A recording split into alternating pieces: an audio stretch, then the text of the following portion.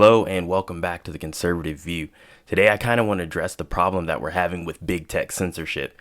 As you guys know, over the weekend, a lot of stuff popped off with Parler and basically getting banned from the Google Play Store, the App Store, and then all of a sudden Amazon coming out and basically saying that they're not going to allow them to use their servers, which is crazy because we all know that this was a coordinated hit job because obviously they don't like Donald Trump. Donald Trump had mentioned, hey, I'm going to go over to Parler since I'm no longer on Twitter, Facebook, and all those places.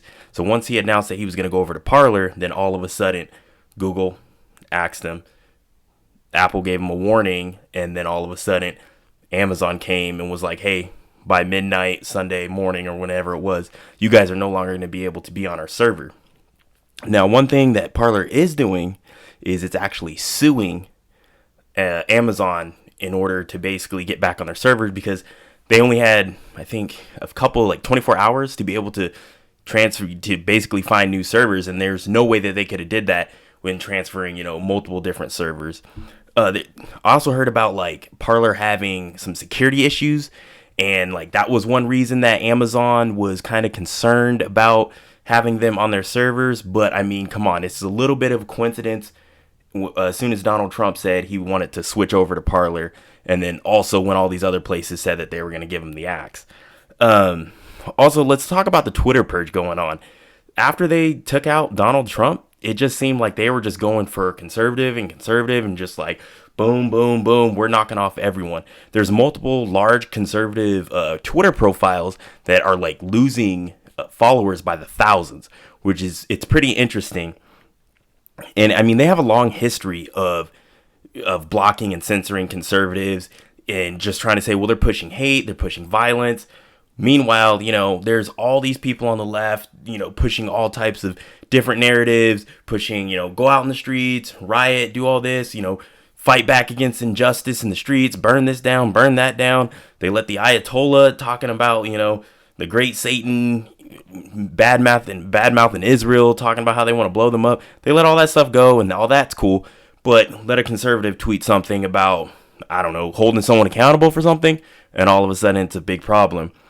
And I mean, they claim they're not biased when it comes to conservatives. I mean, there's a really good Joe Rogan podcast where they have Tim Pool on there, and he's going back and forth with Jack Dorsey and one of the gals that also works for Twitter. She's big up there. I can't remember the name off the top of my head.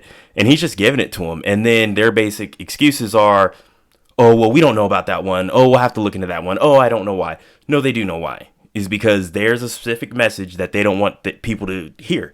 And they don't want to get out. And they don't want that on their platform. Now, while it is their platform and they get pick and choose, but they shouldn't be sitting up here claiming that they're unbiased. Now, like, truthfully, like, this is serious and this is really, really dangerous, and it's not going to stop here. Think about it. They censored the president of the United States, the most powerful man in the world, and to basically like shut him down. They don't want his message to get out there. And then also think about, they interfered in the election. They straight up banned the Hunter Biden story from getting out there. When you talk to people, they have no idea about that. And you're like, so you didn't know that Joe Biden's son was under investigation for his dealings with China and Ukraine? So people have no idea that these things are going on out there. And then plus, when the censorship starts, it's going to start coming by like, well, hate speech. They're going to try to ban you because they accuse you of doing hate speech. I hate to repeat it, but that's all they say. Now, let's actually go into the definition of hate speech. So according to Google, abusive or threatening speech or written that expresses prejudice against a particular group, especially on bias of race, religion, and sexual orientation. Now, a lot of people kind of think, well, that means anytime you criticize someone, say for, let's just say Black Lives Matter, because I'm black, I can criticize them all I want. I don't care. So they'll be like, you can't criticize them. That's racist. How is it racist? It seems almost like hate speech is used as a clutch to just basically tell anyone to shut up. It's the same thing with the racist narrative.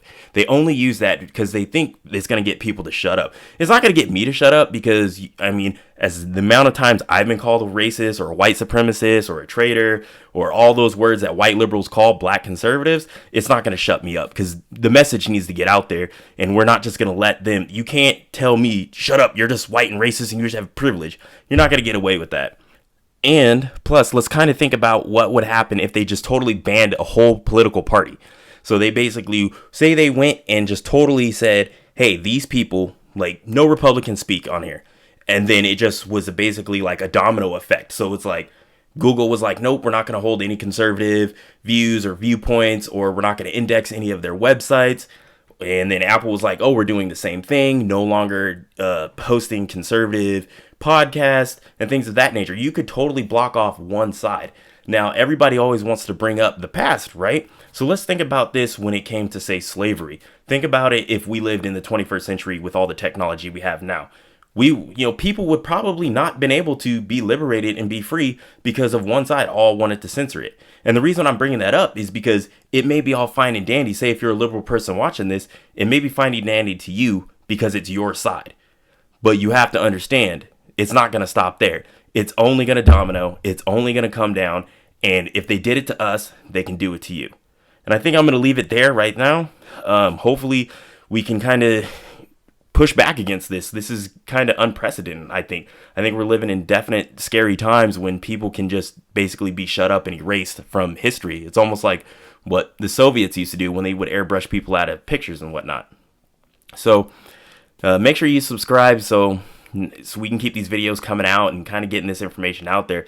Comment down below if you've experienced any censorship personally or anything that you know of. And make sure you hit that notification bell anytime you see, so you can see anytime I upload. Until next time, guys.